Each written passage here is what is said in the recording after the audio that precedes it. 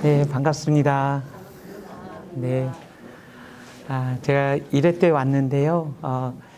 그 내용에 약간 중복되는 부분도 있지만 좀 다른 입장에서 또 이렇게 다루면서 일상이라는 영역을 같이 다루어 보도록 하겠습니다.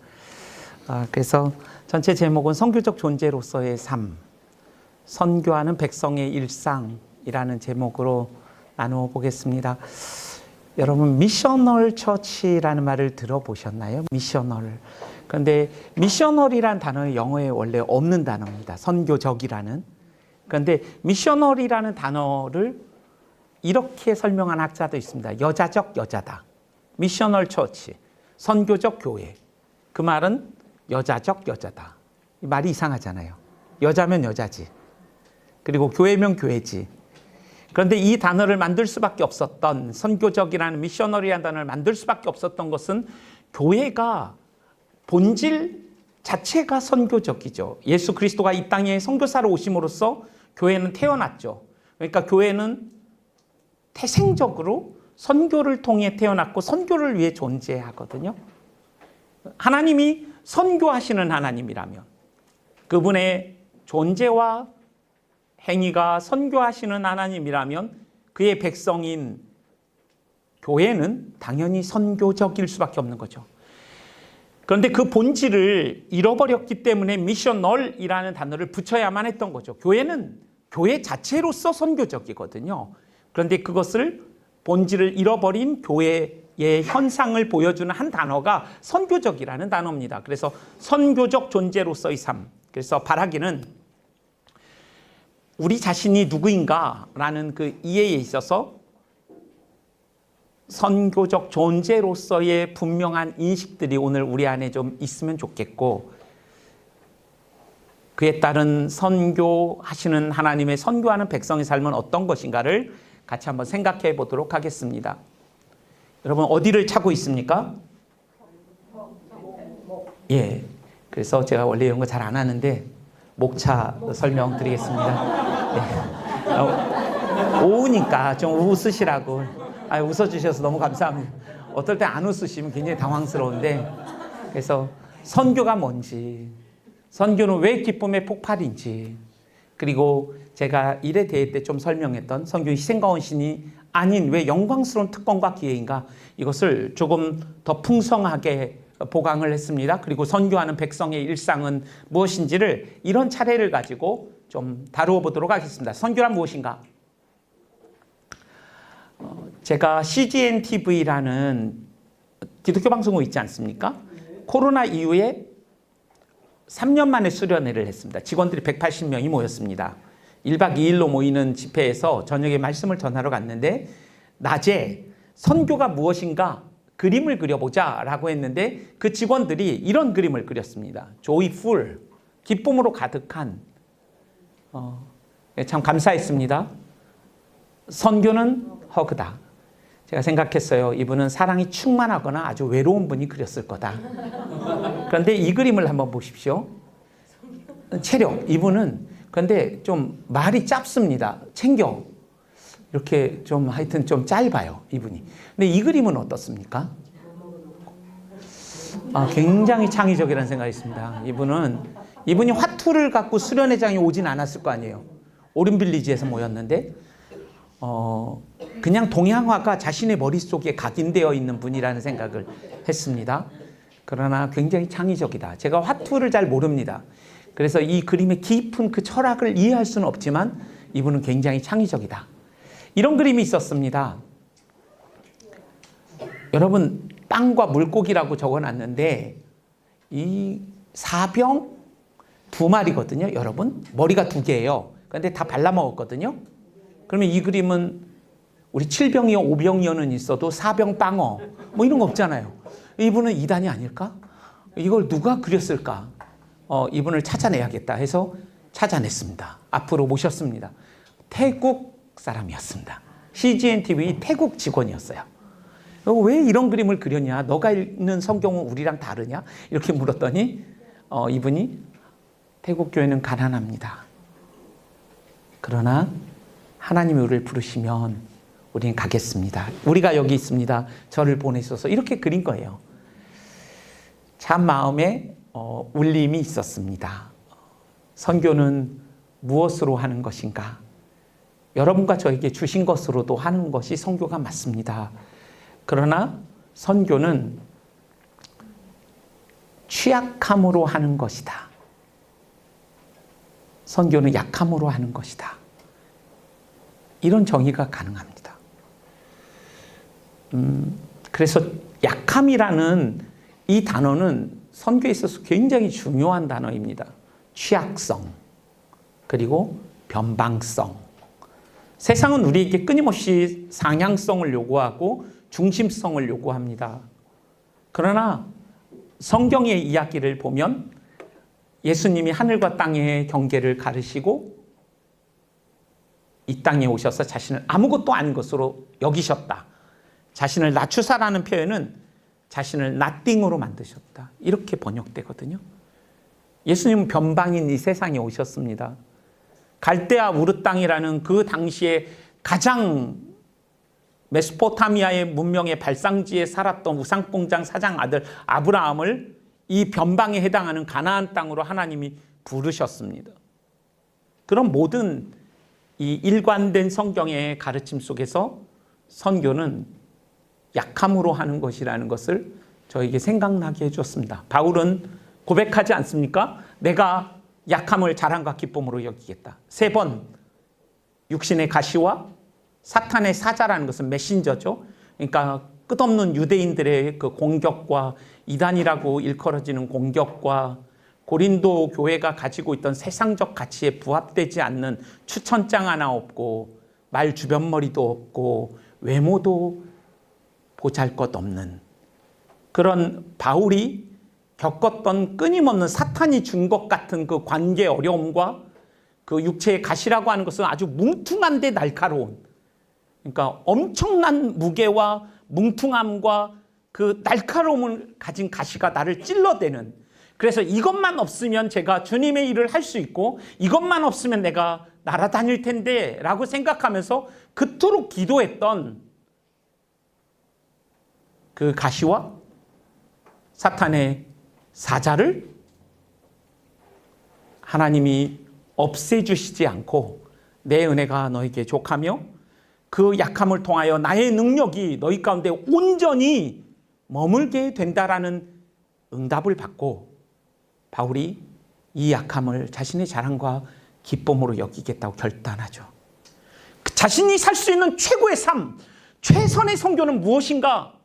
바울은 깨달았던 것이죠.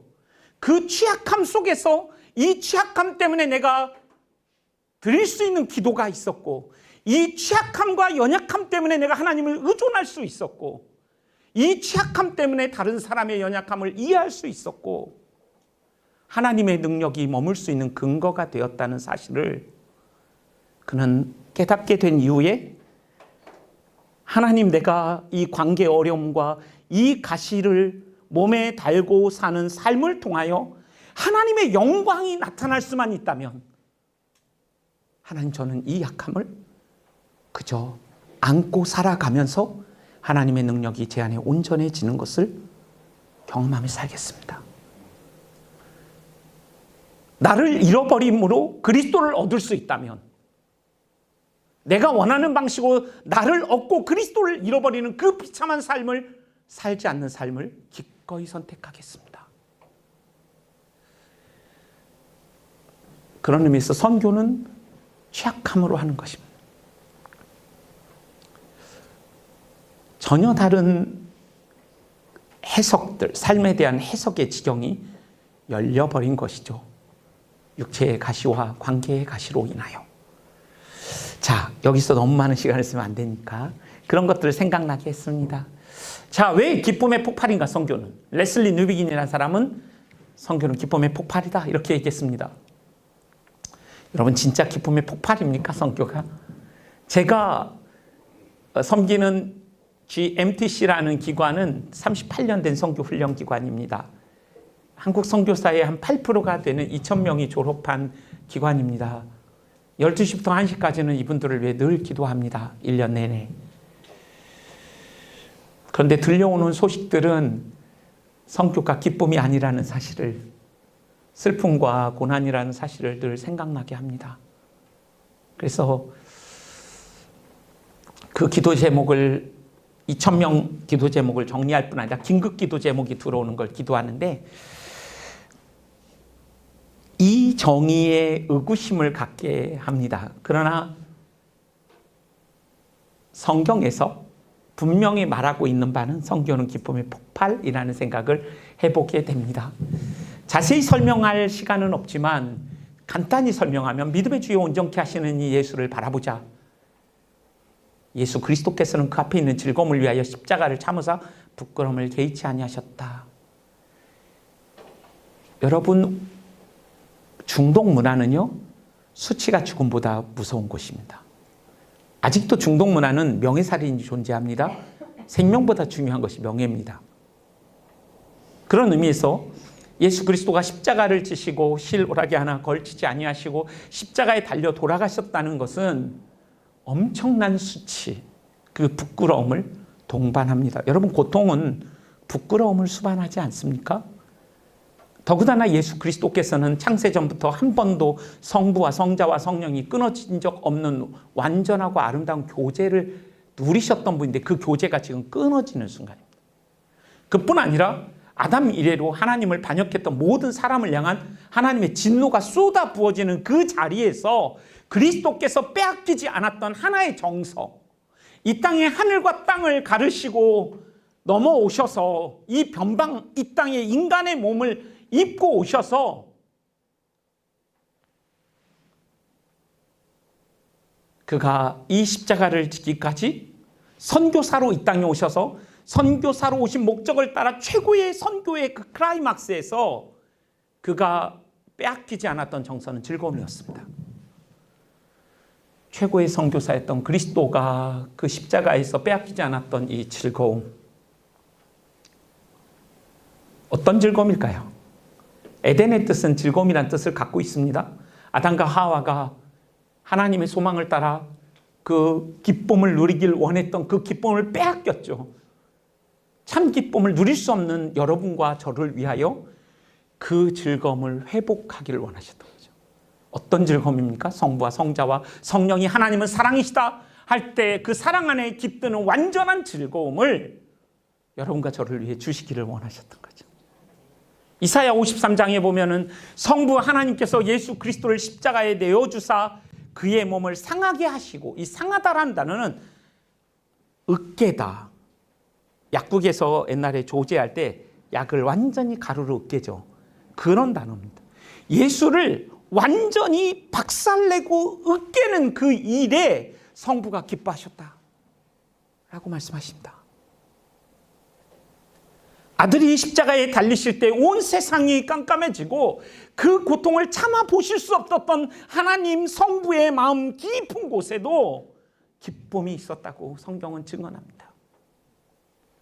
시편 16편 3절은 16편은 다윗이 쓴 시입니다. 그러나 구속론적 관점에서 그리스도 중심의 해석을 하는 스펄전과 같은 사람은 여기에 나와 있는 나라고 하는 존재가 다윗이지만 1차적으로 다윗은 자신이 의식하지 못한 가운데 이 나라는 존재가 그리스도라는 사실을 우리에게 보여줍니다. 특히 8절, 9절, 10절에 보면 거기서 나와 있는 그 나라고 일컬어지고 그라고 일컬어지는 존재는 다윗이 아니라 그리스도인 것이 너무 명확하게 드러납니다. 그런 의미에서 이 말씀을 구속론적 관점에서 해석할 수 있었다면 땅에 있는 성도들은 존귀한 자니 그리스도의 모든 즐거움이 여러분과 저에게 있다는 말씀이 됩니다. 한 합동신학대학원의 한 교수님이 이 말씀을 구속론적으로 해석하는 그 강의를 듣고 굉장히 깊은 감화를 받았어요. 그런데 그분이 이 말씀을 실제로 경험했던 순간은 LCH라는 아주 특이한 병인데 자녀가, 아들이 그 병에 걸렸어요. 그냥 장기가 녹아지는 병이거든요. 병원 24라는 프로그램에 그런 병을 걸린 아이들 2명이 나왔는데 다 하늘의 부름을 받았습니다. 그런데 이 아들은 살았거든요. 그런데 그 아들이 피 뽑는 거는 그냥 우습게 생각한다. 만화책 보면서 피 뽑는답니다. 그런 아이들이. 근데 골수를 채취하는 것은 너무나 고통스러운 일이어서 엄마를 부르지 않고 보통 아빠를 부른답니다. 그래서 아빠를 불러서 이상해서 따라가면서 불렀더니 엄마들은 혼절을 한답니다. 아이들의 골수를 채취할 때. 그런데 그 아들의 골수를 채취할 때 이 목사님이 너무 신비한 경험을 하는데 무엇인가 칼로 자기를 찌르는 것 같은 아픔을 동일하게 느꼈다고 합니다. 그러면서 그가 깊이 이 말씀을 다시 깨달았다는 고백을 하는데 예수님은 참 좋으셨겠다. 아들의 고통을 대신할 수 있었으니까. 저는 그 말씀을 이제 그분의 이야기를 들으면서 십자가는 무능력한 십자가가 아니라 영광스러운 능력의 십자가구나. 아무도 대신할 수 없는 하나님을 반역한, 그래서 하나님의 진노 아래 있는 불의와 불경건함으로 말미암아 하나님의 진노거리가 된 모든 인생이 처하여 있는 최대의 그 공경 앞에서 그것을 해결하였던 그 십자가의 동의는 무엇인가? 동력은 무엇인가? 우리를 향한 사랑이었고 그 사랑 안에 깊은 기쁨이었다. 그렇게 본다면 성교는 기쁨의 폭발이 맞다라는 생각을 해보게 되었습니다. 웨슬리님이 이렇게 이야기합니다. 교회는 성교를 1차적으로 명령에 대한 순종으로 보는 전통을 오랫동안 가져왔다. 그러나 성교 명령이라는 말이 복음의 일부가 아니라 율법의 일부가 될 수 있습니다. 선교를 명령이라고 생각한다면. 신약 성경을 잘 관찰해 보면 선교의 의무를 다하라는 내용은 없고 온통 선교는 기쁨으로 가득 차 있는 이야기입니다. 여기서부터 제가 좀 적었는데요. 배척당하여 십자가에 죽은 예수가 살아계시다는 그 기쁜 소식, 그리고 그 십자가 앞에서 주께서 앞에 있는 즐거움을 위하여 부끄러움을 개의치 아니하셨던 소식, 개의치 않다라는 것은 아무것도 아닌 것으로 여기다 무시하다라는 단어입니다. 그럴 수 있었던 이유는 기쁨과 관련이 있고 빌립이 찾아간 사마리아 도시는 기쁨의 도시가 되었고 베드로전서 1장 8절에 예수를 그들이 한 번도 본 적이 없으나 그들은 누굽니까? 흩어진 나그네들, 갑바도기아와 갈라디아와 본도에 흩어져 있는 걸어다니는 가구에 불과했던 흩어진 나그네들, 거의 종과 노예로 살았던 그들 가운데 있었던 정서는 말할 수 없는 영광스러운 즐거움이었다라고 말하죠. 노예와 같이 살아가고 사람들이 너희는 노예야 라고 말하는 로마 사회의 그 사회적 정체성의 규정 앞에서도 그들은 베드로전서 2장에 보면 왕같은 제사장이요 거룩한 나라요 하나님의 소유된 백성이라는 정체성을 갖고 살았을 때 어떤 일이 일어납니까? 베드로전서 3장에 너희에게 소망에 관한 이유를 묻는 자들에게 두려움과 온유함으로 그 소망의 이유를 설명하라고. 어떻게 노예와 같은 그들의 삶 속에 이 말할 수 없는 영광스러운 즐거움이 존재했는가? 그들이 세상에서 내가 하고 있는 일과 내가 이룬 업적과 우리 자신의 정체성을 끊임없이 동일시하려는 그 세상의 가치로부터 자유한 복음으로 말미암은 복음에 의한 정체성을 가진 사람들이 자신을 왕같은 제사장과 거룩한 하나님의 나라요 보배라고 인식할 때에야 노예와 같은 이 비참한 삶을 사는 자들에게 진짜 너희의 소망에 관한 이유가 무엇인지를 사람들이 묻게 되는 일이 일어난다는 것. 그것이 기쁨이 가져다주는 결과인 것이죠. 그러므로 교회의 선교는 엄청난 폭발로 인한 낙진, 치명적인 방사선 낙진이 아니라 생명을 주는 방사선 낙진과 같은 것이다라고 말했습니다. 그러므로 제가 말씀드린 것은 이제 후에 좀 설명하겠습니다. 선교는 명령이 아닙니다. 선교는 언약입니다. 그리고 선교는 복음입니다. 왜 선교가 율법이 아닌, 마치 이 명령에 우리가 순종하면 그 일이 이루어지고 불순종하면 이루어지지 않는 그런 차원의 하나님의 명령이 아니라 하나님이 주인이시고 하나님이 이루시는 언약이라는 사실과 그분이 없이는 이룰 수 없는 일이기에 복음을 웨스트민스터 신앙고백의 고백대로 하나님이 행하시는 일을 복음이라고 한다면 선교의 주인이신 하나님이 행하시는 일이 선교이고 우리는 초청받은 존재로 영광스럽게 참여한다는 의미에서 선교는 명령이 아니라 언약이며 복음이다. 자, 그런 입장에서 계속적으로 이야기를 해보겠습니다. 사무엘 에스코바는 근대 선교 구조가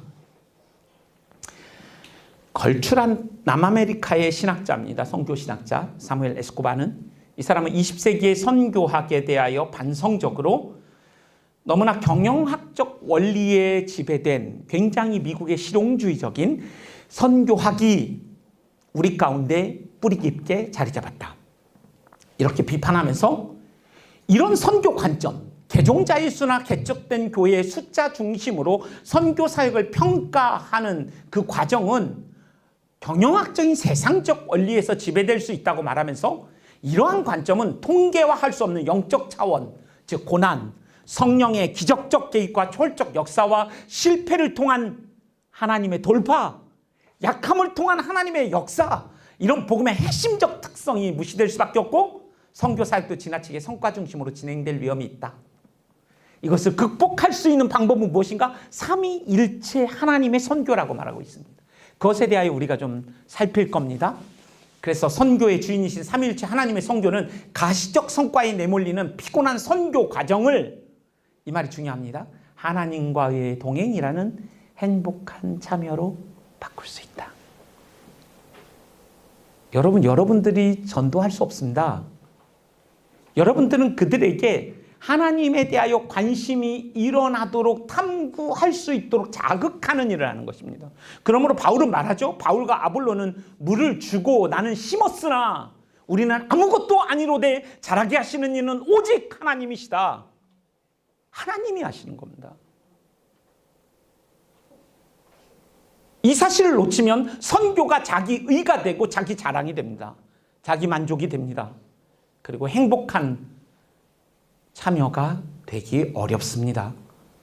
선교는 하나님이 주신 명령이다라고 강조할 때 따르는 위험은 선교 사역을 하나의 선행으로 보고 스스로 행위를 의롭게 하고자 하는 유혹을 받습니다. 우리를 통해 구원하시는 사역이 선교이고, 그러므로 이 선교는 하나님의 선교입니다.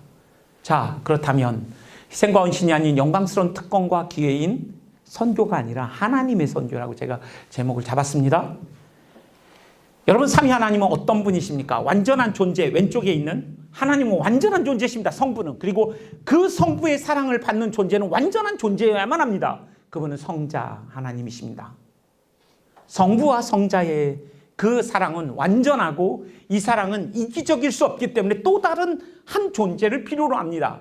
그래서 성부와 성자와 성령을 가리켜서 사랑이시다라고 말하는 것은 성부가 혼자 존재하시는 것이 아니라 성부의 사랑을 받는 성자와 성령이 존재하는 것을 의미합니다.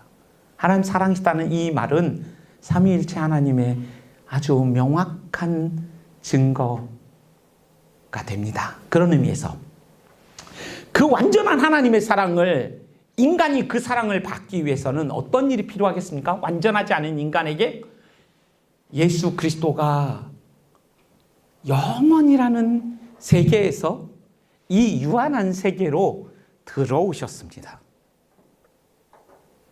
우리는 영원이라는 세계는 우리의 개념에도 없고 상상할 수도 없고 알 수도 없는 것입니다. 하나님은 보이지도 않습니다. 그런데 그 하나님이신 그리스도가 이 땅에, 하늘과 땅의 경계를 가르시고 내려오심으로 말미암아 어떤 일이 일어납니까?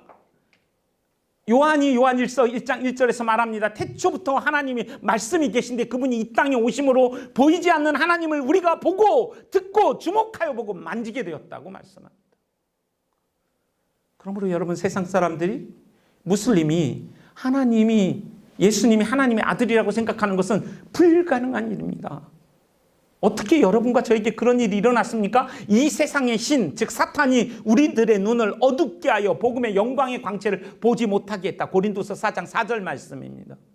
여러분과 저도 이 세상의 신 사탄에 의하여 눈이 가리워져서 복음의 영광의 광채를 보지 못하였으나 그리스도가 이 땅에 오셨고 하나님의 깊은 것을 통달하시는 성령께서 여러분과 저의 눈을 여셨을 때에야 성자께서 하나님의 아들이라는 사실을 알게 되었고 그 사랑을 받을 수 있게 되었습니다. 그리고 받고 있다는 사실을 깨닫게 되었습니다. 그런데 하나님께 우리가 그 사랑을 받지 않습니까? 그리고 하나님을 사랑하게 되지 않습니까? 이 사랑도 이기적인 사랑일 수가 없기 때문에 우리는 나 외에 다른 사람을 향하여 우리의 사랑은 흘러가게 되어 있습니다. 그런 의미에서 삼위일체 하나님은 그냥 딱딱한 교리가 아니라 삼위일체 하나님은 역동적이고 실천적이고 관계적이고 이타적인 그런 존재이심을 우리에게 보여줍니다. 그래서 저는 삼위일체 하나님의 교리를 공부할 때면 마음이 뜨거워집니다. 이렇게 역동적이고 실천적이며 관계적인 존재로 우리를 부르셨구나. 천지 창조의 목적이 무엇입니까? 하나님은 왜 이 세상을 창조하셨습니까? 사람의 손으로 섬김을 받으실 이유가 없으신 그 하나님께서 말입니다. 넘치는 사랑 안에 있는 기쁨을 연장하고 확장시키고 충만하게 하기 위하여 이 세상을 창조하셨고, 창조하셨으나 그 인간이 타락했을 때 이들을 다시 구원하는 재창조의 목적도 하나님의 사랑의 그 기쁨의 확장과 연장과 충만을 위하여 우리를 구원하십니다. 그러므로 창조와 구원의 목적은 하나님의 영광의 충만과 확장과 연장입니다. 그러므로 우리의 선교의 지향점은 무엇입니까? 저 사람을 어떻게 해서 교회를 데리고 와야겠다가 아니라 어떻게 하면 저 사람을 통하여 하나님이 영광을 받으시고 내가 경험한 그 하나님의 사랑과 기쁨이 저 사람 가운데 하나님으로 인하여 충만해서 저 사람을 통하여 하나님의 영광을 받으실까? 이것이 선교와 우리의 전도의 목적인 것입니다. 제가 그래서 선교사님들에게 자주 이야기합니다. 여러분, 우리가 단기 선교를 가거나 선교사를 가는 분들이 내가 무엇을 줄 수 있을까? 많은 것들을 준비합니다. 저도 그랬습니다. 그러나 한 가지 생각해 봐야 되는 것은 선교사는 무엇을 주러 가는 자가 아니라 받으러 가는 존재. 무엇을 받으러 가는지에 대해 고민하지 않습니다. 여러분, 주는 기쁨을 아시죠? 자녀들에게 무엇을 주어 보셨죠? 돈을 많이 썼는데 기쁩니다. 조금 전에 제 아들, 딸이 병원에 갔는데 10만 원이 필요하다고 연락이 왔습니다. 받을 때는 별로 기분이 그렇게 늘 좋은 것만은 아니지만 13만 원을 보냈습니다. 12만 원 보내려다가 만 원을 더 보냈습니다. 그런데 보내고 기분이 좋습니다. 미쳤죠? 주는 기쁨, 주는 게 쉽습니까? 받는 게 쉽습니까? 주는 것이 쉽습니다.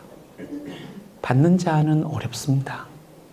그런 의미에서 조금 이따 또 다루겠지만 우리가 무엇인가를 이렇게 전해줄 때요, 선교지민들에게 전문 용어인데요, 여기 어깨에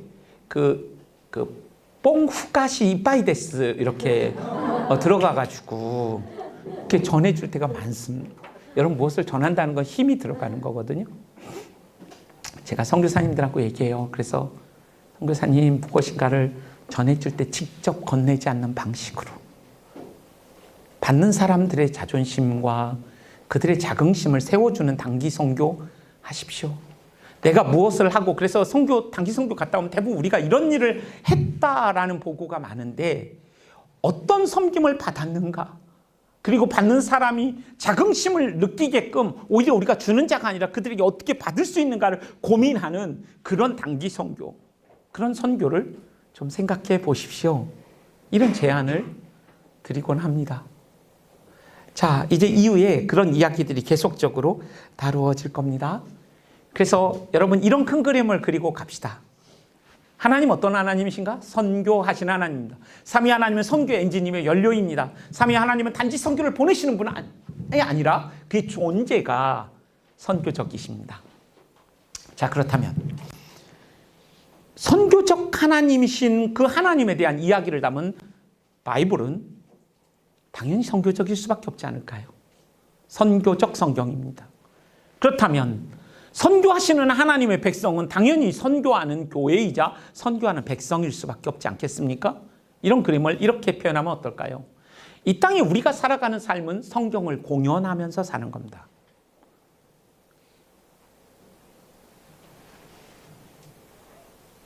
어떤 의미에서 걸어다니는 성경인 거죠?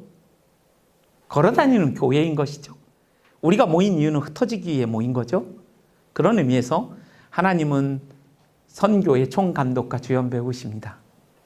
그리고 이 선교를 수행하는 우리는 조연 배우입니다.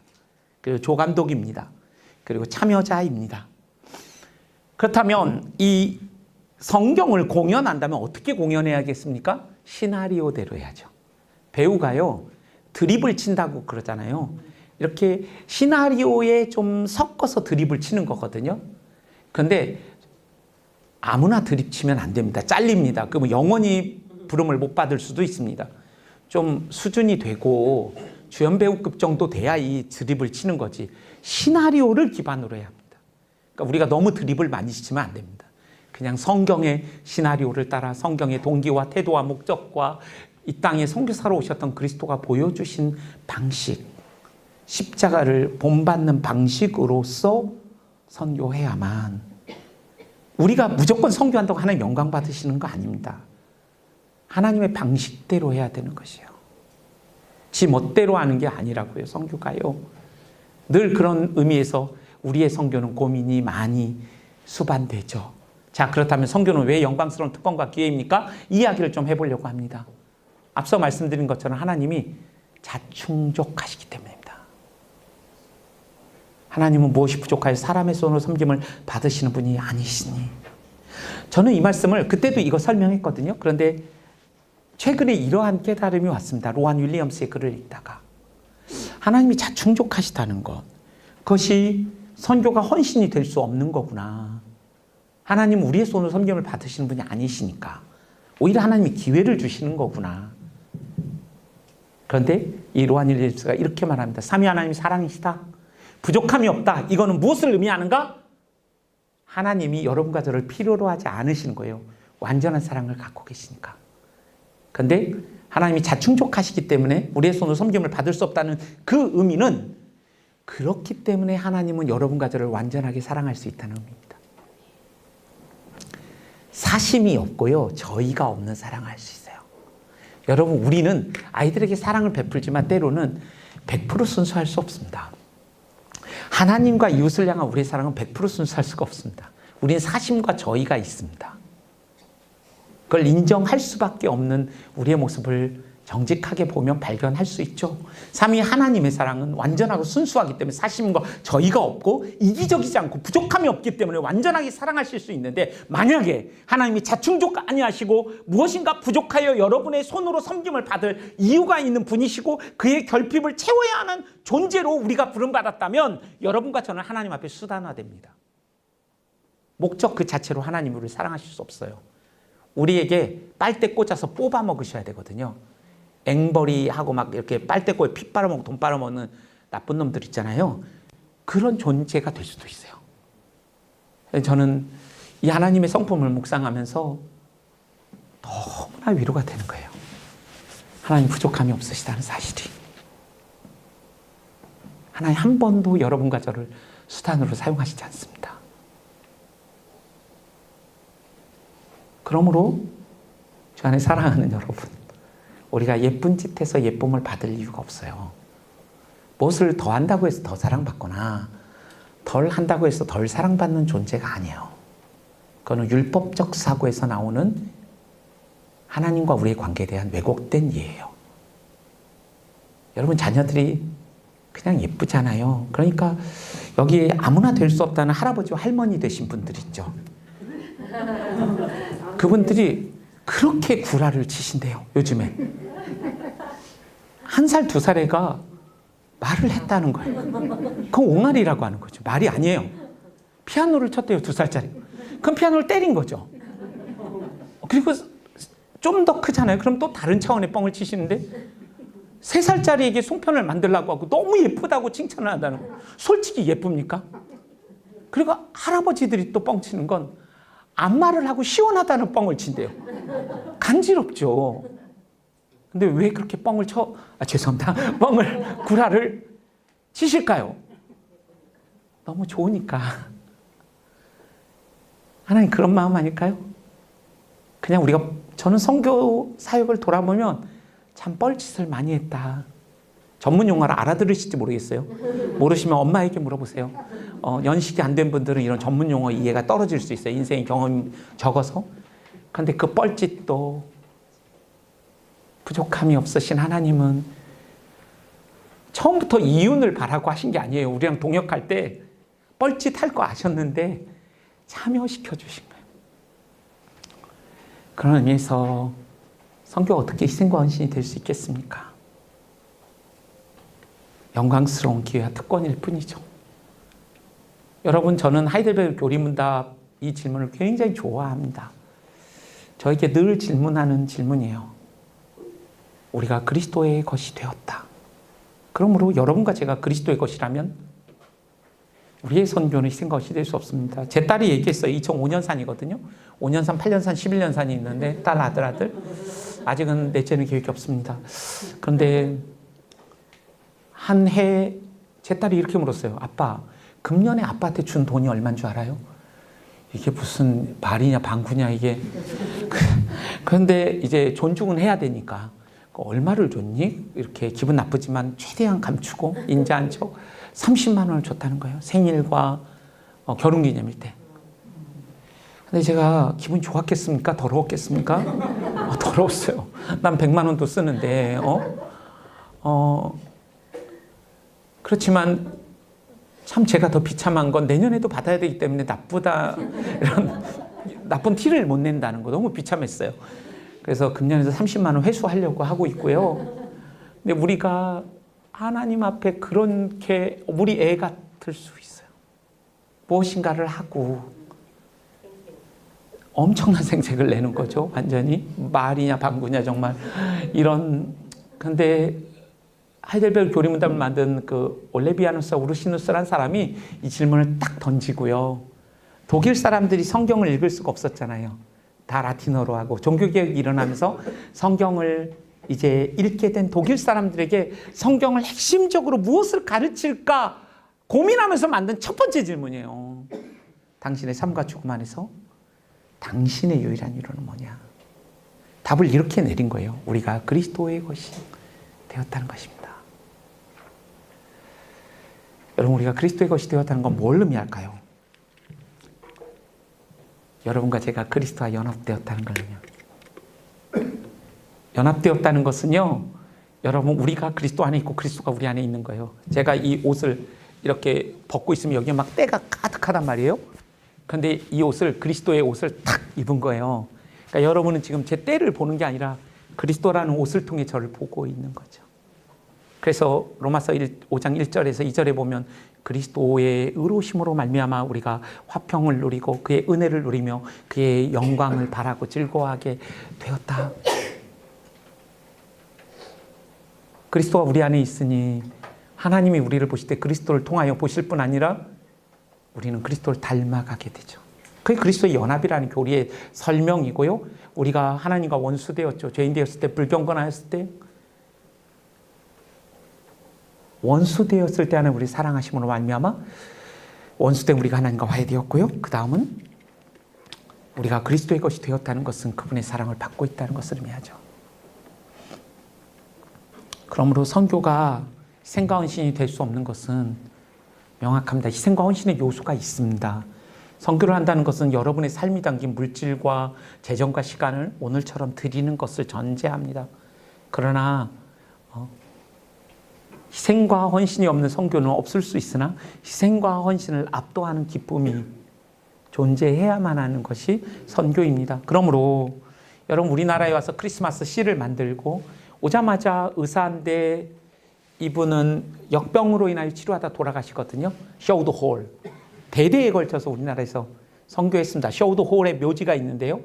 저 양화진의 묘지에 너무 글이 다 지워졌어요. 그런데 거기에 쓰여져 있는 말씀은 우리가 죽어도 살아도 주를 위하여 살고 죽어도 주를 위하여 죽나니 그러므로 사나 죽으나 우리가 주의 것이로다.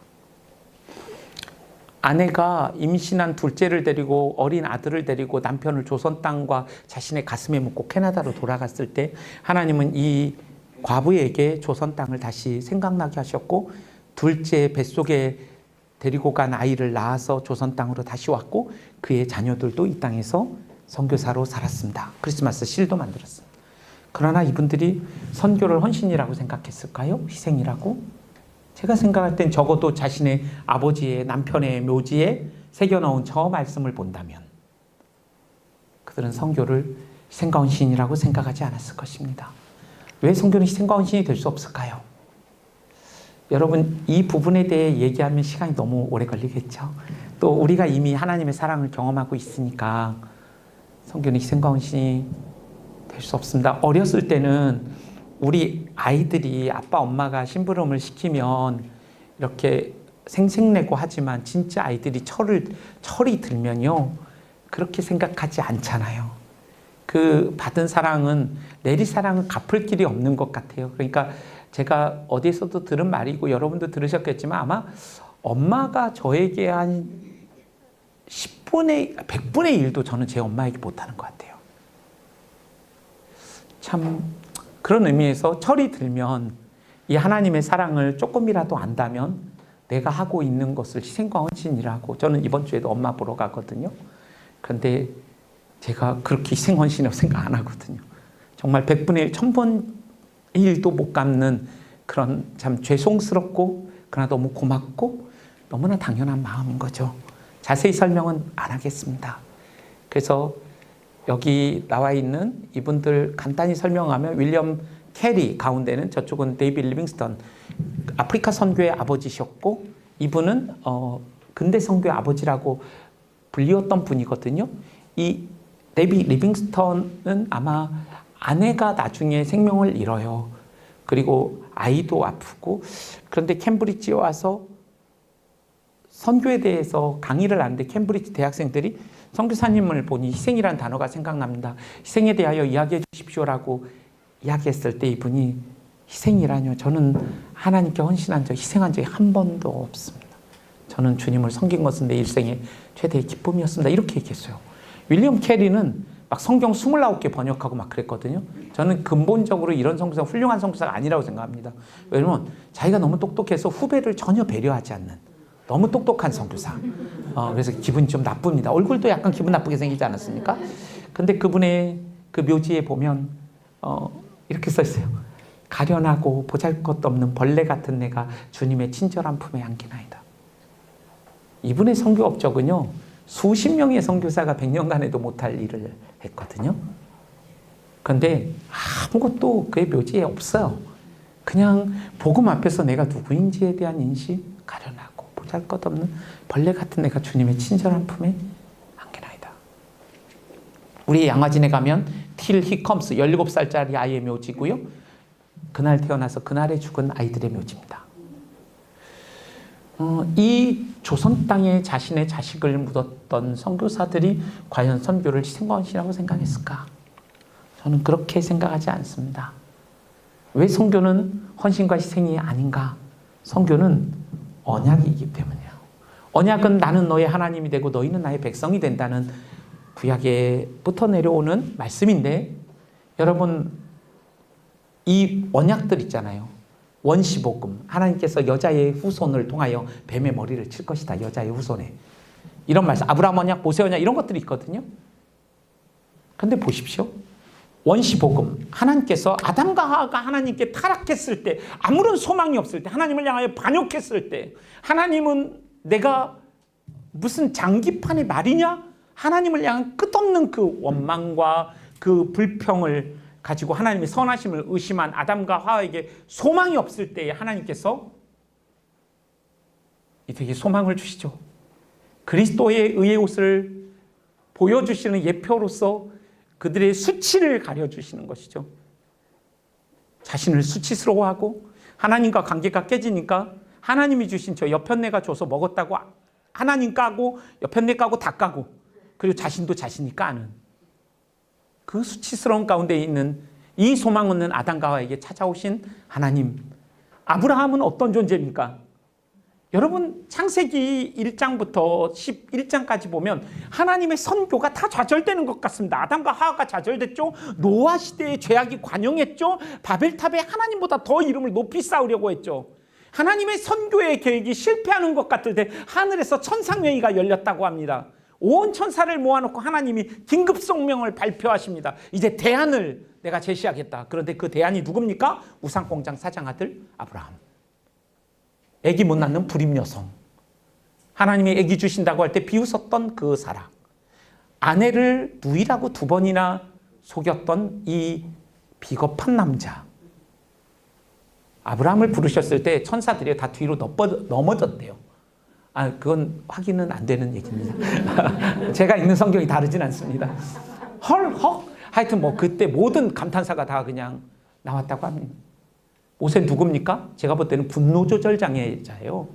살인자요. 다윗은 살인자요, 간음자요. 하나님의 언약이 선포되었던 그 구비마다 인생의 소망 없음이 너무나 명확하게 드러났어요. 그런데 하나님이 이들을 통하여 자신의 성교를 이루십니다. 무능력한 우리에게 이제 너희의 그 돌판에 새기는 언약이 아니라 너희의 마음의 신비에 성령을 주심으로 말미암아 내가 그 일을 이루겠다라고 새 언약을 말씀하시고 급기야 그리스도를 보내심으로 말미암아 우리 가운데 이 자신의 언약을, 선교의 계획을 우리를 통하여 이 문제 많고 흠이 많은 교회와 교회인 여러분과 저를 통하여 일하시겠다고. 그러니 선교가 어떻게 희생과 헌신이 될 수 있겠습니까? 선교는 명령 이전의 언약이자 하나님의 복음입니다. 여러분 마태복음 28장 잠깐 얘기를 할까요? 18절에서 20절을 보면 18절에 어떤 말씀이 나옵니까? 하늘의 하나님께서 하늘과 땅의 권세를 그리스도에게 주셨다고 말씀하십니다. 20절에 어떤 말씀이 나옵니까? 하늘과 땅의 권세를 성부께서 성자에게 주셨고 그 성자가 세상 끝날까지 너희와 함께 하시겠다는 말씀이 20절 말씀입니다. 복음은 하나님이 우리에게 행하신 일을 복음이라고 하고 율법은 세상과 사람을 위하여 우리가 해야 하는 일을 율법이라고 웨스트민스터 신앙고백서는 정의합니다. 그렇다면 마태복음 28장 18절에서 20절의 말씀은 복음으로 감싸여 있습니다. 하나님이 하시는 일입니다. 물론 가서 세례를 주고 분부한 모든 것들을 가르치게 함으로써 제자를 삼으라는 이 명령은 선교하시는 하나님의 선교하는 백성의 선교에 대해 다루고 있지만 이것은 하늘과 땅의 권세를 그리스도에게 주시는 성부의 역사 없이 그리고 하늘과 땅의 권세를 받으신 성자의 세상 끝날까지 동행하심 없이는 불가능한 일이라는 점에서 마태복음 28장 18절에서 20절의 말씀은 명령이 아니라 복음입니다. 성령 하나님이 하시는 것입니다. 그것이 분명해야 합니다. 그런 의미에서 이 하나님의 선교라는 이 그림을 우리가 좀 기억할 필요가 있습니다. 선교를 선교되게 하는 것은 무엇일까요? 어떤 사람은 의사가 선교를 하기도 하고 어떤 사람은 삶이 선교라고도 이야기하고 어떤 사람은 선생님으로 가서 또 선교를 합니다. 음악으로 합니다. 그렇다면 비즈니스로 선교를 합니다. 그러면 비즈니스를 하면 비즈니스가 선교를 선교되게 합니까? 의료 행위가 의료 행위 자체가 선교를 선교되게 합니까? 무엇이 도대체 선교를 선교되게 하는 것입니까? 모든 것이 선교라고 말하는 이 시대에 제자가 하는 의료 선교는 선교입니다. 제자가 하는 음악 선교는 선교가 됩니다. 선교사로 파송을 받고 탁월한 설교가라 할지라도 그 사람이 제자가 아니라면 그 선교는 선교가 아닐 수 있습니다. 그리스도를 닮아가지 아니하고 하나님의 성품이 없고 선교에 헌신되어 복음을 희생시키는 그리스도를 닮지 않은 제자가라고 생각할 수 없는 그들이 하는 선교가 어떻게 하나님의 성품을 드러낼 수 있겠습니까?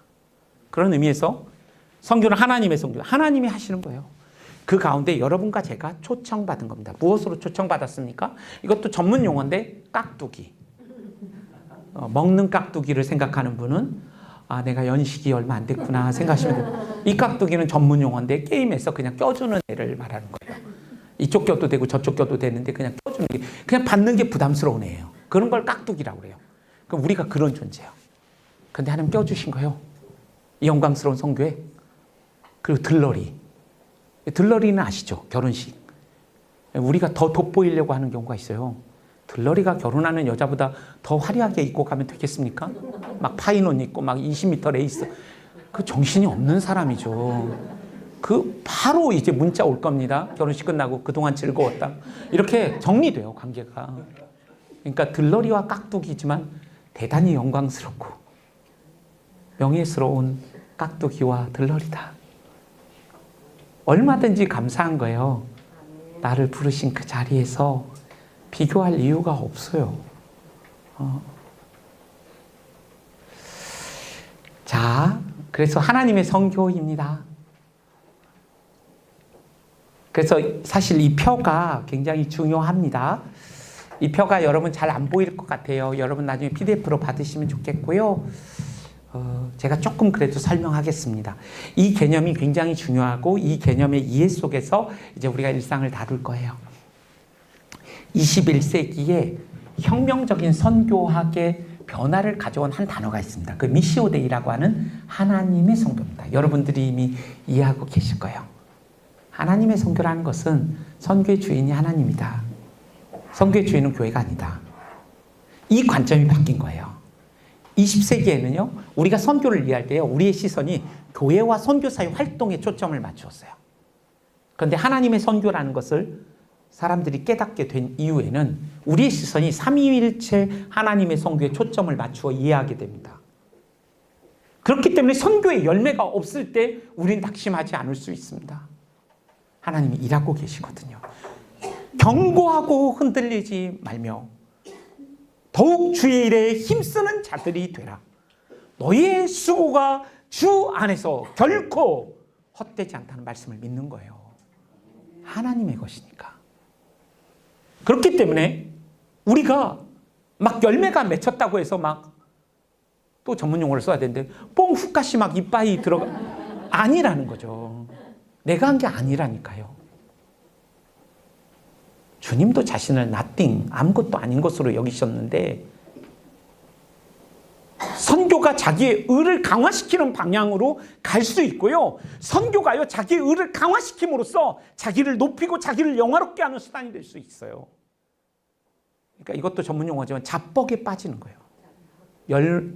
막 거울 보면서 스스로 은혜 받는 분들 많으시죠, 여기. 예, 지금 얘라고도 얘기하시는데 그런 현상이 일어나는 거예요. 그런 현상이 선교 가운데 일어나는 거예요. 그리고 모든 날과 시간을 성부의 손에 맡기는 것에 만족하지 못하는 세대주의적 종말론에 빠질 수 있어요. 굉장히 위험한 일입니다. 신학적으로 이미 충분히 논의된 사항입니다. 종말은 주님의 손에 달려 있습니다. 우리가 그것을 앞당기거나 그렇게 할 수 있는 문제가 아닙니다. 인간의 열심을 자극할 수는 있겠지만 이 신학이 가져다주는 엄청난 부작용들이 존재합니다. 선교를 율법주의적으로 만듭니다. 자기 의를 강화시키게 하고 다른 사람들을 낮추어 보게 합니다. 자뻑에 빠지게 합니다. 우리는 틈만 있으면 파고 들어가서 자뻑에 빠지거든요.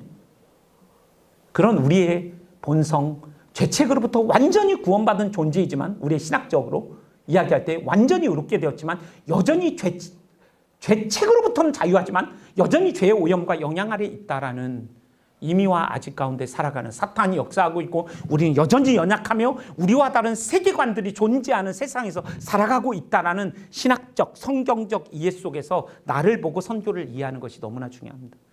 그 중요한 이런 것들을 해결할 수 있는 신학이 하나님의 주권에 대한 신학입니다. 그것을 잘 보여주는 것이 하나님의 선교입니다. 만약에 하나님의 선교라는 것을 놓칠 때 우리는 자꾸 우리의 순종의 이야기로 갑니다. 그러나 하나님의 선교라는 것을 생각할 때 우리는 하나님의 선교 이야기, 선교적 차원과 선교적 의도와 그 모든 것들이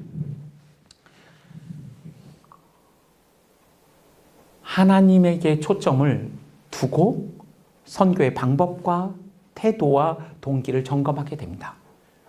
그러니까 내가 무엇을 하는가보다 더 중요한 것은요, 창조와 구원의 목적인 하나님의 사랑과 이 기쁨이 연장되고 확장되고 충만한 이 일에 내가 수저를 얹어야지 내가 하고 있는 선교에 하나님의 수저를 얹으면 안 된다는 거예요. 이게 바뀌는 경우가 너무나 자주 있는 거죠. 하나님의 선교를 이해하지 못할 때는 마태복음 28장, 마태복음 24장 모든 족속이 복음이 모든 족속에 들어가면 그때야 천국이 오리라.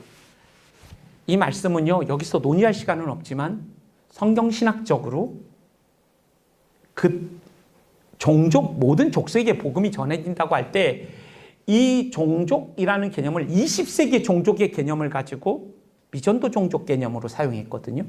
성경신학적으로 마태복음 24장 14절의 말씀은 깊이 다시 한번 재고되어야 될 필요가 있습니다. 그리고 그 당시에 땅끝이라는 개념은 그 성경이 쓰여졌던 시대의 땅끝은 지중해와 이쪽밖에 없습니다. 그들의 이해 속에서. 그런데 이 말씀을 우리가 미전도 종족의 복음을 전해야겠다라는 이 긴급성이라는 이 과제 앞에서 성경을 사실은 잘못 해석한 말씀이기도 해요. 제가 자세히는 말씀은 안 드리겠습니다. 그래서 하나님의 성교라는 이해를 가지면 창세기부터 계시록까지 모든 것들이 성교를 이야기한다는 걸 이해할 수 있습니다. 여러분, 성경은 어떻게 쓰여졌습니까? 누구에 의해 쓰여졌습니까? 선교사에 의해 쓰여졌습니다. 사도와 선지자들이 썼습니다. 무엇을 위해 쓰여졌을까요? 선교를 위해 쓰여졌습니다. 선교사에 의하여. 그러므로 여러분, 선교라는 개념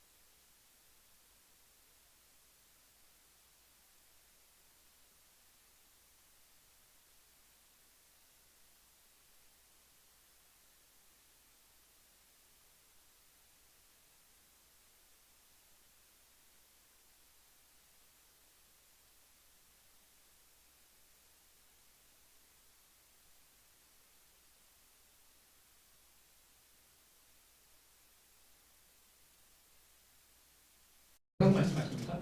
너의 벌거벗은 것과 동일하다. 그들은 벌거벗은 적이 없어요. 눈먼 적이 없어요. 세계에서 가장 탁월한 안약과 양모가 나오는 곳이거든요. 보통 양모 몇 번 갖고 있었어요. 주님이 볼 때 그들은 교회를 다니고 종교적이긴 하지만 진짜 신앙인은 아니며 가난하지 않으며 심령이 가난함이 없이 그 부유함이 하나님을 찾지 않는 진짜 가난한 가운데 있는 그들에게 말씀하시는 구절이에요. 그래서 여러 가지를 생각해 볼 수 있는데요. 그래서 가옥과 중심보다는 하나님의 형상을 생각하는, 하나님의 선교를 생각하면 하나님과 교제하고 하나님의 형상이 회복되는 선교. 이거 무엇을 의미합니까? 제자 삼는 것이죠. 여러분, 복음막 미전도 종족 사역에 저도 헌신해서 갔습니다. 마태복음 24절, 14절 한 종족이 미전도 종족의 통로가 되는 거. 그래서 인도네시아의 스칼 종족을 섬기러 갔습니다. 하나님 그 말씀을 사용하셨습니다. 그리고 수많은 저희 선배와 저도 그 말씀에 헌신했습니다. 그래서 그분들은 속도와 배가가 중요하니까 복음 전하고 막 갑니다. 수십 명씩 세례를 줬다고 하는데 가보면 아무도 남아있는 사람이 없습니다. 진짜 힘든 일이 뭘까요? 제자 삼는 게 힘든 일이에요. 한 사람을 정말 그리스도를 닮은 제자로 삼는 일은 당장 영접시키고 사람들 모아서 또 흩어지는 그런 차원보다 훨씬 더 깊은 차원을 요구하는 것이 하나님이 그 마태복음 28장 19절에 가서 세례를 모든 것을 가르쳐 분부한 것을 지키게 하는 것은 다 조동사예요. 진짜 본동사는 제사상이에요. 그러므로 선교는 제사상의 일이에요. 시간이 걸리는 일이라. 번개불에 콩 꺼먹는 일이 아니라.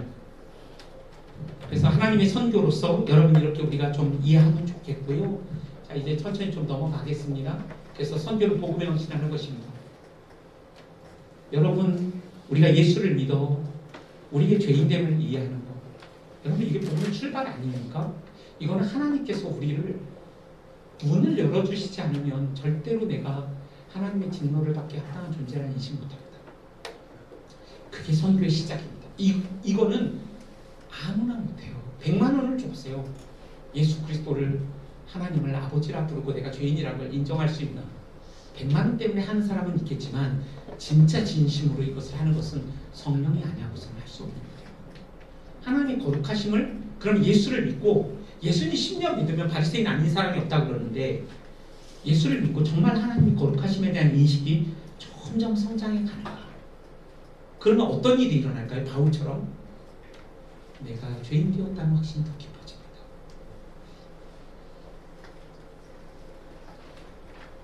그러니까 여러분 예수를 믿는다는 것이요. 제 짧은 생각인 저희 선배님들도 많으신데 그 확신이 젊었을 때 생각했던 확신이 약화되는 것일 수도 있어요. 확신범이 될 가능성도 있거든요. 종교적이니까 자기 틀 속에서만 보니까 그리고 하나님 두려워함이 약해지는 거예요. 선교사는 영광스러운 존재지만 매우 위험한 존재거든요. 우리 모두도 그렇습니다. 그 위험함을 자주 감지합니다. 두렵습니다.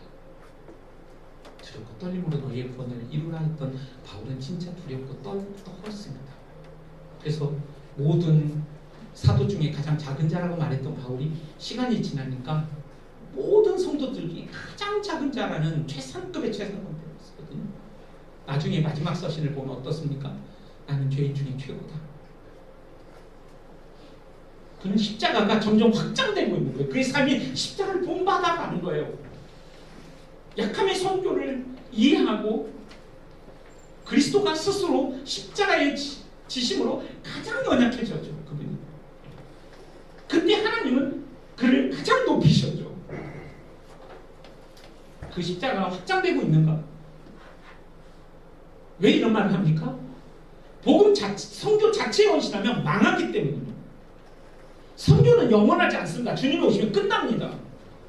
그런데 선교 자체에 헌신하면 망해요. 어떤 일이 일어날까요? 선교는 잘하지만 복음을 희생시킵니다. 하나님의 사랑이 없습니다. 하나님의 진실함이 없습니다. 옆에 있는 지체를 사랑하기 위한 몸부림과 애씀과 눈물이 없습니다. 선교뿐이겠습니까? 우리가 하나님을 섬기는 이 일이 만약에 복음에 헌신되지 않았을 때 우리는 자녀도 희생시키고 아내도 희생시키고 옆에 있는 사람들을 희생시키는 선교를 하게 됩니다. 그래서 선교는 복음에 헌신되어야 합니다. 그것을 미셔니즘이라고 말합니다. 선교는 이즘이 될 수 없습니다. 복음만이 이즘이고 절대가치입니다. 그리스도만이. 그런데 선교는 이즘이 되면 어떤 일이 일어납니까? 하나님이 아닌 하나님의 일이 전부가 됩니다. 예수님이 없는 선교, 인간 냄새 진동하는 선교, 하나님의 성품이 보여지고 들려지고 만져지지 않는 선교, 인간 냄새가 안 나고. 여러분, 예수님 인간 냄새 나는 분이었어요. 블루카가 예수라는 책이 있습니다. 예수님이요 시장판에서 부르셨던 분입니다. 아사리온의 참새가 얼마에 팔릴지 다 아셨던 분이에요. 참새가 얼마에 팔릴 시장 덩지를 꿰뚫고 계셨고 돈도 떼이셨을 거예요. 그래서 아빠 없는 엄마와 아이들을 동생들을 섬기는데 애타셨던 분이실 거예요. 일상성을 가졌던 분이시죠. 인간 냄새가 나는 분이셨어요. 사람 수로 치지 않는 그 여자와 어린아이들을 사랑하셨던 분이셨어요. 우리 선교는 어떠한가? 선교가 목적이 되면 성과 결과에 매이고 십자가를 담는 선교로부터 멀어지게 되고 무엇보다 심각한 것은 하나님의 영상이 사람이 수단화 됩니다. 그리고 어떤 일이 일어납니까? 정성적 평가가 아니라 정량적 평가, 외적인 수와 규모로 모든 것들을 판단하게 됩니다. 이렇게 되면요, 교회가 그것들을 선교사에게 요구하게 되고요, 선교사는 교회가 요구하는 외적인 기준을 만지기 위해서 뻥을 칠 수가 있어요. 그러면 선교사는 주범이 되고 교회는 공범이 됩니다. 정말 속성으로서의, 존재로서의 그 선교를 추구하기가 어렵게 됩니다. 그런 의미에서 우리가 선교가 희생과 헌신이 될 수 없는 이유는 우리가 복음에 헌신된 선교를 해야만 선교를 희생과 헌신이라고 생각하지 않습니다. 그냥 과분한 거예요. 여러분, 우리가 주님의 일을 한다는 거, 저는 한 번도 선교를 희생과 헌신이라고 생각한 적은 없습니다. 제가 좀 분위기가 심각해졌으니 좀 웃긴 얘기를 하면, 제가 옛날에 별명이 주윤발이었습니다. 옛날에. 그래갖고 제가 결혼하고 아내에게 말했어요. 여보, 사실 내 별명이 주윤발이에요. 아내가 얘기했습니다. 여보가 주윤발이면 난 샤론스톤이지. 제 아내가 얘기했어요. 홍건보 아니야? 홍건보 됐습니다. 새 됐습니다. 제가 선교지에서 돌아오면 권사님들이 고생 많이 하고 왔다고 막 울면서 기도해 주세요. 몸둘 바를 모르겠어요. 저는 진짜 제가 과분하다고 생각하거든요. 주님 일을 하고 있는 게요. 인생의 본질이 결핍인데 그냥 예수 믿게 되고 그 사랑을 받고 너무 과분하다고들 생각해요. 그러니 선교가 희생과 헌신이라고 생각은 할 수 없겠죠. 여러분, 하나님은 언제 영광을 받으실까요?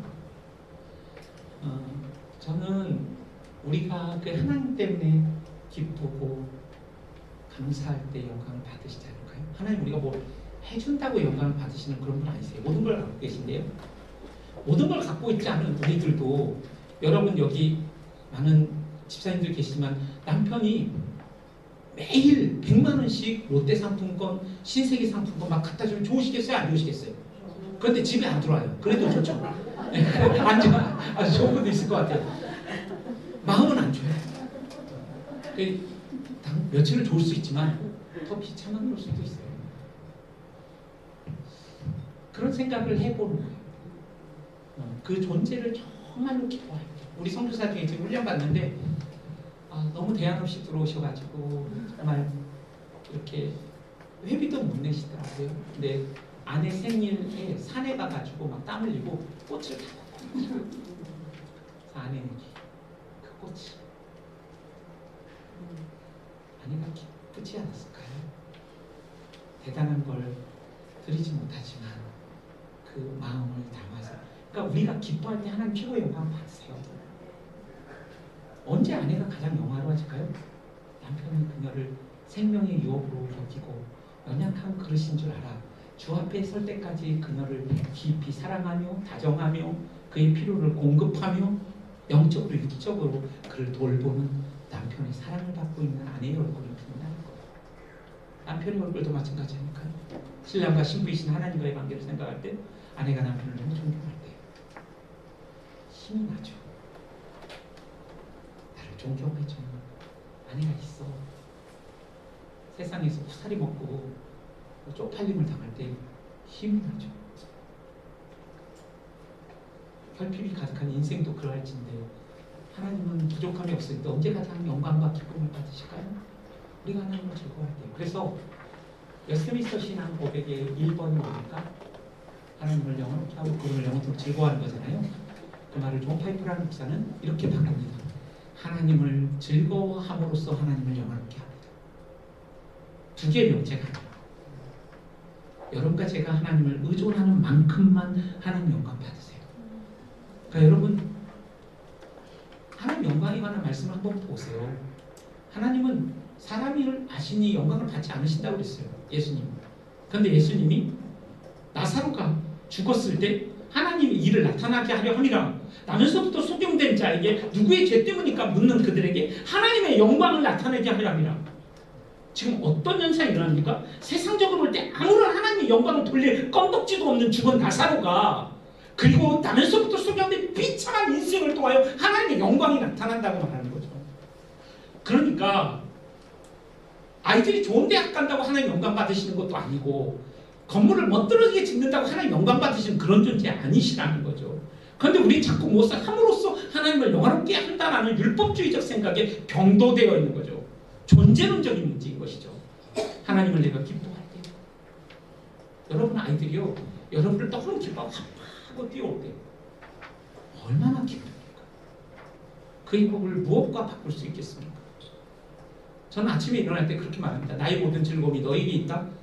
시편 16편에 예수님의 이 말씀 믿고 하나님의 모든 즐거움을 제가 일어났습니다. 하나님께 보고합니다. 그런데 제 느낌에 어느 날은 하나님이 또 해봐 이렇게 하시는 것 같아서 음성을 들었다는 건 아닙니다. 저는 신비스러운 것과 좀 거리가 먼 사람입니다. 얼마나 좋아하실까. 그래서 성경은 이런 거예요. 마중물, 디딤돌, 소리는 뭡니까? 실체가 없어졌어요. 소리 사라졌습니다. 세례 요한이 나는 소리다 이 말은 주님이 모든 것 되시고 나는 나띵이 됩니다. 바울도 얘기하지 않습니까? 내가 그리스도를 위하여 모든 것을 잃어버린다. 잃어버림이 어둠이 되는 이 역설적 이 진리가 선교에 담겨 있습니다. 여러분 저 끝에 있는 마중물 이것도 연세가 드신 분만 알아요. 그러니까 모르는 분은 나중에 엄마한테 물어봐요. 마중물이 마중하러 간다 이런 말이 아니에요. 이 마중물은 하여튼 설명은 안 하겠어요. 디딤돌. 여러분 진짜 우리가 이렇게 되기 원합니까? 마중물 되기 원하고 디딤돌 되기 원하고 풋가시퐁 이빠이 다 빼내고 있다가 없어져도 실체가 아니어도 감사한 존재예요. 이렇게 안 살면요 우리 자신을 얻게 될 겁니다. 그러나 그리스도를 잃어버리면 가장 비참한 인생이 될 거예요. 그러나 이렇게 살기를 열망하고 힘을 빼고 연약한 가운데 머물기를 원한다면 정말 하나님 원하시는 소리를 할 수 있을 거예요. 사람들이 보이지 않는 하나님을 보고 듣고 주목하여 보고 믿게 될 거예요. 그래서 복음이 말하는 성경. 제가 너무 좋아하는 정의는 성경을 한 거지가 다른 거지에게 어디서 빵을 얻을 수 있는지 알려주는 것이다. 그러니까 똑같은 거지예요. 산 거지. 나는 생명의 떡이다. 주님 말씀하셨어요. 살리시는 떡이죠. 생명의 떡. 주님이 우리 살리셨죠. 그리고 살아내게 하는 떡이죠. 그리고 살게 하는 떡이죠. 난 생명의 떡이다. 이 말은 너희들은 날마다 생명의 양식 대신 그리스도를 날마다 먹고 마셔야 된다. 라는 말이죠. 그런데 우리가 거지가 아닌 것처럼 빵이 필요 없는 것처럼 단지 우리는 빵이 어디 있는지만 아는 것인데 부자 삼손처럼 선교하는 경우가 너무 많아요. 제가 한 뻘째 그리고 제 마음 안에 있는 깊은 곳에 우월감 그러나 거지라는 것 선교지는 병원이요 선교사는 환자라는 존 파이퍼의 말대로 무언신 그리스도가 정말 필요하고 그분이 아니면 우린 중병 안에 살아갈 수밖에 없고 영양실조 가운데 살아갈 수밖에 없죠. 그러니까 선교를 한다는 것은요 날마다 그가 얼마나 자신의 복음 앞에서 환자됨을 인식하고 거짓됨을 인식하여 주님을 얼만큼 의지하며 날마다 주님을 먹고 마시는 동행의 삶을 살고 있는가가 중요해요. 하나님은 대단한 업적을 바라시는 게 아니에요. 하나님은 그냥 한 번에 한 큐에 하실 수 있어요. 한 큐는 당구요 뭐죠? 원빵에 한다는 의미예요. 그런 의미에서 이 정의를 기억하십시오. 영광스러운 것이에요. 구도자로 가는 거예요. 우리가 예수를 믿는다는 것은요 무슬림에게 갈 때도요 나는 복음을 알고 나는 빛이고 너는 어둠이야 이렇기 때문에 복음이 전달되지 않아요. 나도 구도자고 나도 하나님이 다 부르지 않습니까? 그런 의미에서 내가 만난 주님은 그 병아리 때 쫑쫑쫑 그 노래죠. 그분이 목사님이 작곡하신 거거든요. 눈을 들어 하늘 보며 그거 작곡하신 목사님이세요. 얘들아 이리 와봐라 병아리 미나리가 바로 그거 있잖아요. 그런 거라고 어떤 목사님 얘기하시더라고요. 저는 이리 와봐. 내가 경험하는 기쁨, 내가 누리는 평화, 그런 거 볼래? 들어볼래? 그 의구심을 일으키는 삶을 사는 거. 우리가 그를 믿게 할 수는 없으니까. 자, 그런 생각을 해보면서 자, 이것도 너무 그런 의미에서 교회는 뭐냐? 교회가 여러분과 저잖아요. 전조다. 포르테이스트라는 단어를 썼는데 표준, 쌓입니다. 이걸 다 자세히 다루진 않겠습니다. 교회는 이런 것이죠. 제가 여러분들이 여기에 서 있는 거예요. 그리고 제가 거기에 서 있는데 여러분들에게 막 조명이요. 빛이 막 임하는데 나에게는 없는 빛이에요. 그 도대체 왜 저들의 얼굴 속에 저런 빛이 비추는 거지? 하고 그 빛이 어디로부터 오는가를 제가 돌아보게 되는 거예요. 그게 하나님이시죠. 그것이 하나님의 영광이고 하나님의 사랑이죠. 그러니까 우리가 그런 존재라는 거예요. 그것을 이런 그림으로 표현해봤습니다. 조나단 에드워드가 설명한 하나님의 영광을 표현해본 거예요. 하나님의 영광은 뭐냐? 원래 무겁다라는 뜻이거든요. 카보드라는 단어를 쓰는데 독사라고도 쓰고 신약에서는 그 하나님의 무거움. 그럼 언제 가장 무거운 것들을 들어봤습니까? 어떤 성사님은 결혼식 날 아내를 들으라고 여자도 무겁구나 그걸 처음 알았다고. 그걸 정말 제가 축구를 좀 잘합니다. 여러분 보기 외모로 판단하지 마세요. 그거 참 축구를 잘하는데 제가 축구를 잘해야 깝족대고 있는데 손흥민이 온 거예요. 세겠다 이렇게 얘기하죠.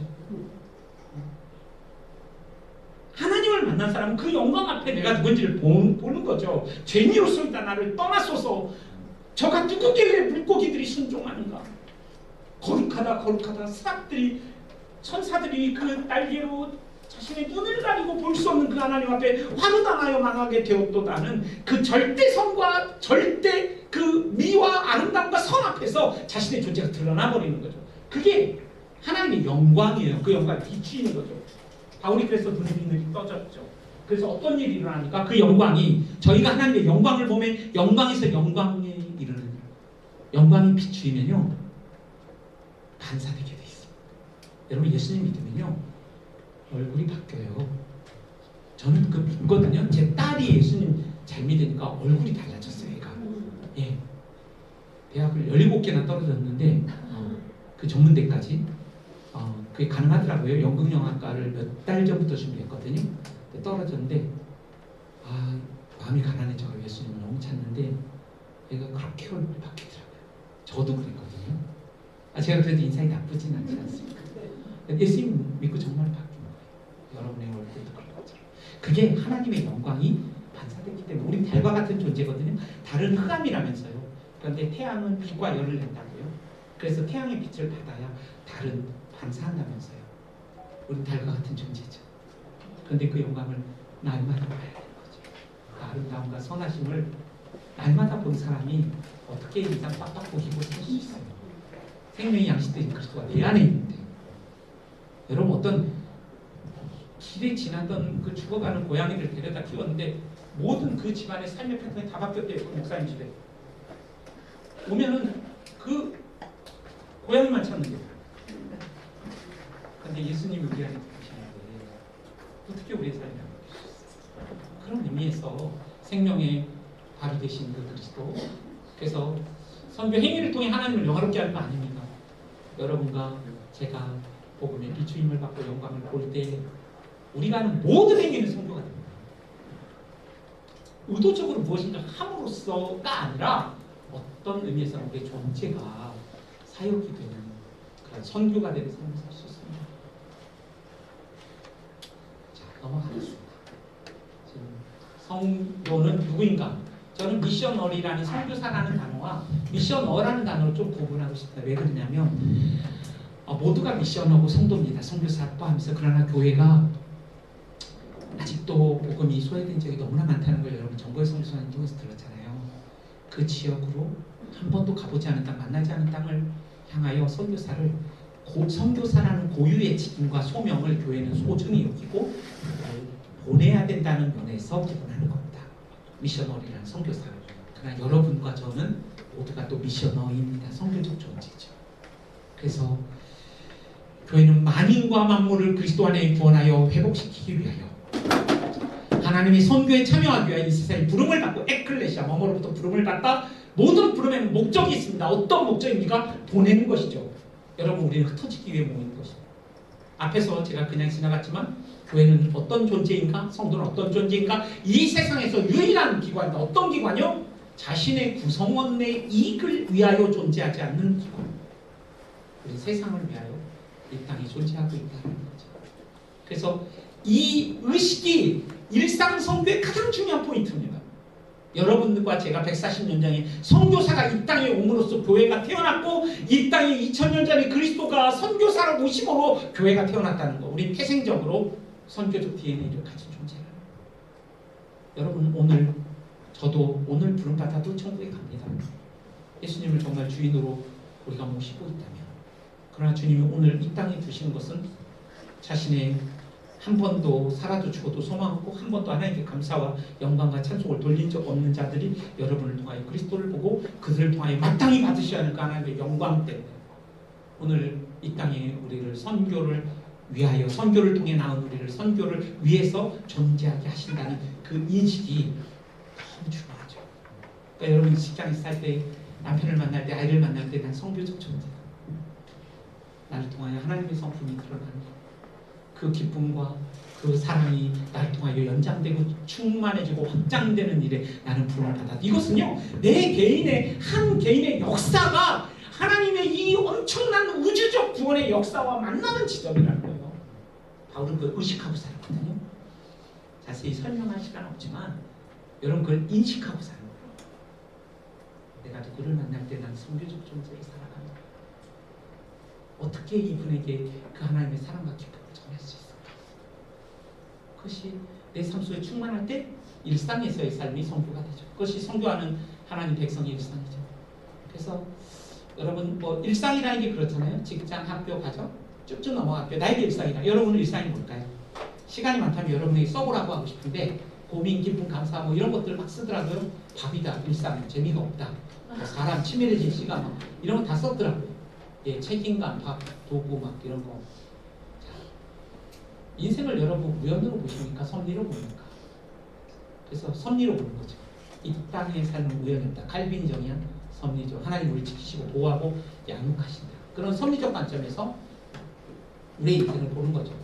구상이라는 작가가 이렇게 썼습니다. 방각꽃구만 꽃깃들아 앉은 자리가 꽃자리니라. 하나님 섭리 속에서 자신의 인생을 가시방석과 같은 그 자리가 꽃자리다.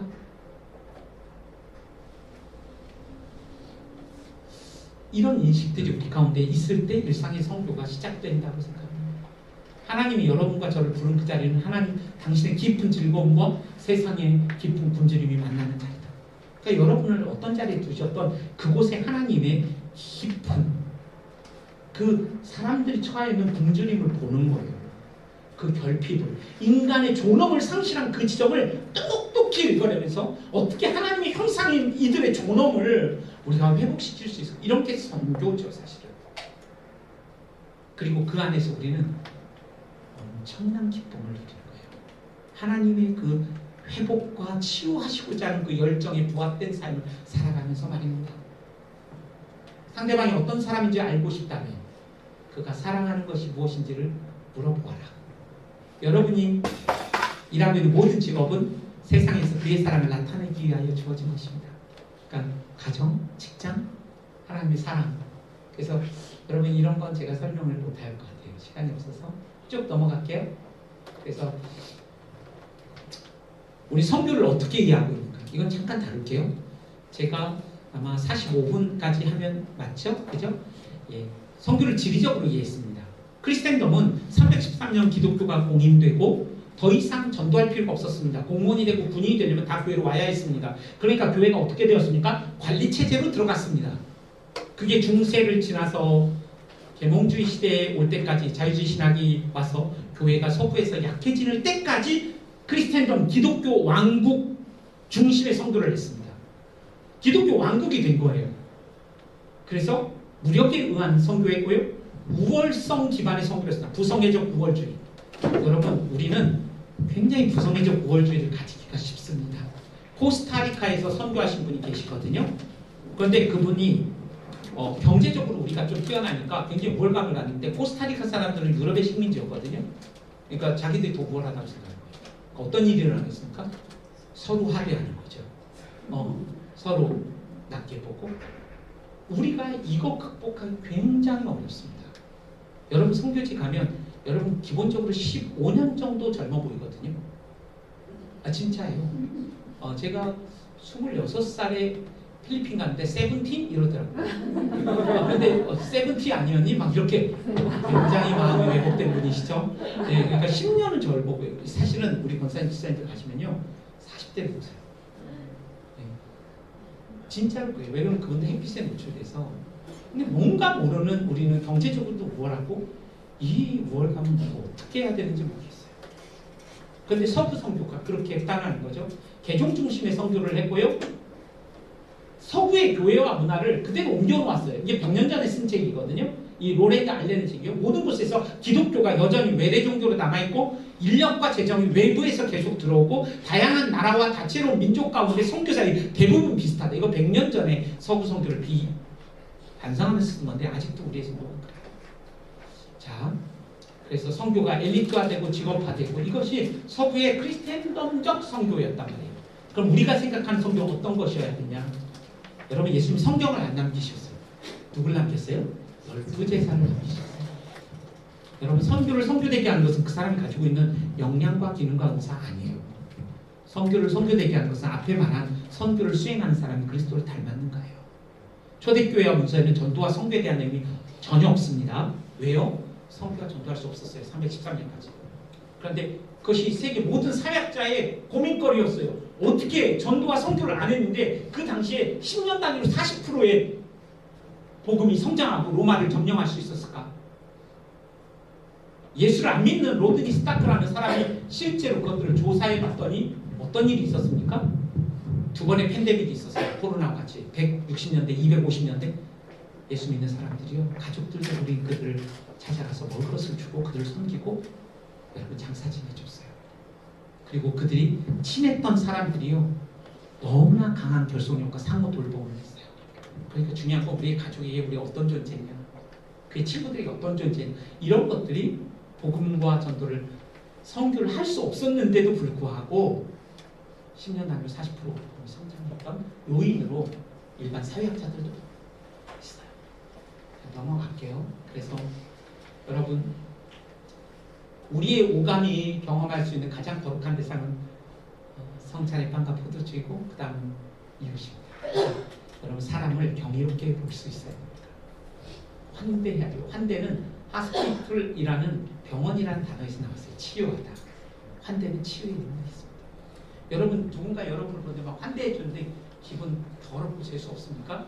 대부분 좋습니다. 물론 재수 없을 수도 있습니다. 사람에 따라서. 그러나 치유의 능력이 있습니다. 우리가 경험할 수 있는 거룩한 대상으로 이웃을 볼 수 있는가? 그건 내가 그런 하나님 앞에서 그런 존재라는 인식이 있을 때 가능한 거죠. 세상이 같은 게 아니라. 그래서 여러분 이런 만종, 밀레의 그림을 보세요. 들판에서 일을 멈추고 기도하던 이런 모습들. 그래서 기독교가 예배당에서 이루어지는 것, 삶의 전체 가운데 이루어지는 거죠. 이렇게. 그리고 또 이런 그림, 이삭 죽기. 여러분 그 여성의 구부림 자세와 반복적인 움직임, 육체적인 고된 노동 가운데 노동의 조난함을 보여주고 대부분 우리도 태어났다면 이 시대에 이런 일을 하면서 살아가는 사람들이었을 텐데 생계를 넘어 인간 삶의 신앙과 중요한 부분이 여러분 이삭을 이렇게 떨어뜨려 놓고 가잖아요. 끝에 구약에 보면은 죽지 말라고 하잖아요. 룻기에서도 나오죠. 그런데 하나님이 그 범위를 정해주지 않으셨어요. 우리에게 맡기셨어요. 그래서 그런 것들 볏짚 땅 옆에 부자는 작게 그려져 있습니다. 하나님의 관점에서 이 그림을 밀레는 신앙의 눈으로서 그린 것이 아닐까? 회복기 환자의 식사를 준비했던 집안에서 여자가 하는 일, 반짝이는 낡은 도자기를 하찮게 여기던 사람들의 가치관을 완전히 바꿔놓는 그런 그림이었어요. 잘 산다는 게 뭘까요? 우리 아이들이 어렸을 때부터 아빠 내 친구 되게 잘 살아. 잘 사는 건 관계가 좋은 거란다. 잘 살아도 그럼 부자와 다른 말이지? 잘 산다는 건 관계가 좋은 거니 우린 부자여도 관계가 안 좋으면 못 사는 걸 수도 있는 거고 이제 이런 이야기를 했던 것처럼 그래서 여러분 일상의 그런 이야기 구약의 요나 신약의 베드로가 욥바에서 회심을 했습니다. 선지자와 사도가 회심을 필요로 했다면 우리 모두에게도 선교적 회심이 날마다 필요합니다. 그래서 성령으로 충만한 삶은 뭘까요? 저는 딱 떨어지는 삶이라고 생각이 하는 성령으로 충만한 삶은 일상에서 내 능력과 한계를 날마다 경험하는 삶. 또 불확실해요. 그리고 경계를 넘는 삶을 살다 보니까 머뭇거리게 돼요. 해보지 않은 것들을 해야 하고 수줍고 불확실성, 자기 애와 자기의, 자기 중심성과 자기 주장성을 날마다 발견하면서 경계를 넘을 때 아슬아슬함도 있고 불안과 염려와 죄와 죄성을 인식하고 연약함과 절제와 기다림을 사는 거죠. 예수 믿는다는 게 성령 충만하다는 사람은 사실 이런 걸 의미하죠. 그러나 이 안에 무엇이 있습니까? 진리와 일상이 만나고 하나님의 인도하심이 있고 소망과 인내와 위로와 또 결단과 기쁨과 즐거움이 그 안에 있는 거죠. 그런 것들이 일상의 삶이고 넘어가겠습니다. 그래서 저는 하나님의 성교는 하나님의 형상 없는 하나님의 성교는 없다. 성교는 뭡니까? 사람에게 하는 겁니다. 하나님의 형상입니다. 교회의 의지는 수의 문제가 아닙니다. 교회의 다움을 잃어버린 것이 교회의 문제입니다. 교회는 세상의 빛과 소금이다. 여기에서 비추고 소금 뿌린 존재가 아니라 이제 여러분이 교회당 나갔을 때 시작되는 우리의 삶이라는 것은 그 사회학적 불가능, 십자가를 본받는 목회자와 성도, 십자가를 본받는 삶과 사역 가운데 사회가 이해할 수 없는 방식의 삶들을 살아가게 되는 것이죠. 그러한 공동체, 성교적 존재, 사랑과 기쁨, 사역과 과업이 아닌 복음에 헌신된 공동체, 언약관계, 하나님과 깊이 교제하고 하나님의 형상을 닮아가는 존재로서의 그런 선교, 그것이 저는 우리가 추구해야 되는 그런 선교가 아닌가 그런 생각을 해보게 됩니다. 그래서 여러분 목사는 자신이 사는 도시에서 가장 행복한 사람이 되어야 합니다. 목사만이겠습니까?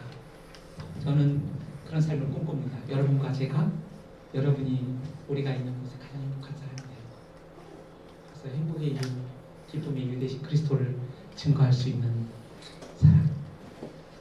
사람들은 하나님 나라에 들어가 있는 제자의 삶을 보면서 내 평생 이보다 더 좋은 것은 보지 못했다고 말할 것입니다. 만약에 여러분들과 제가 그런 삶을 살 수 있다면 말입니다.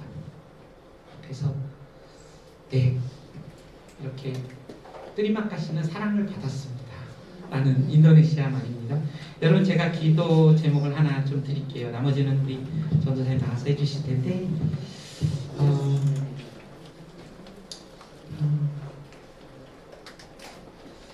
저는 그냥 어떤 기도 제목을 여러분들에게 드리기 원하냐면 성경은 기쁨의 끝판이다 이렇게 말씀하셨거든요. 저는 하나님의 성품으로부터 나옵니다. 하나님은 사랑이시고 그 사랑 안에는 기쁨이 있습니다. 여러분 성교하시는 하나님의 성품을 이해할 때만 성교가 기쁨의 폭발이 될 수 있습니다. 그 하나님의 성품은 어떤 성품입니까? 하나님은 부족함이 없으십니다. 자충족하십니다. 그래서 너무 위로가 되는 것은 사심 없고 저희 없는 완전하고 영원한 사랑을 여러분과 저에게 베푸시기 위하여 아들을 아끼지 않고 내어주셨습니다. 그 사랑을 그 깊이와 넓이와 높이를 알아가는 것이 저는 복음에 헌신된 선교사의 삶을 살 수 있는 기초다라고 생각합니다. 예수님 10년 믿으면 바리새인 아닌 사람이 없다라는 말이 늘 부담이 됩니다. 정말 이 복음을 더 깊이 알아가지 못하면 우리가 종교인처럼 살아갈 수 있을 거예요. 감동이 없고 그 절절한 감사가 없고 이 가분한 정말 부족함이 없다는 그 진실의 고백을 담아서 드리지 못할 때 하나님께 드릴 영광이 얼마나 있을까 하는 생각을 합니다. 그래서 우리가 감사의 기도로 나갔으면 좋겠습니다. 하나님 제가 여호와가 우리의 목자시니 부족함이 없다는 이 고백을 결핍이 충만한 세상에서 끝까지 날마다 주님께 감사하고 기뻐하고 그 사랑의 비추임을 받아 반사체로 살아가는 하루하루의 순간 되도록 복음의 사람 되도록 하나님 우리 가운데 은혜 베풀어 주옵소서. 같이 기도하겠습니다.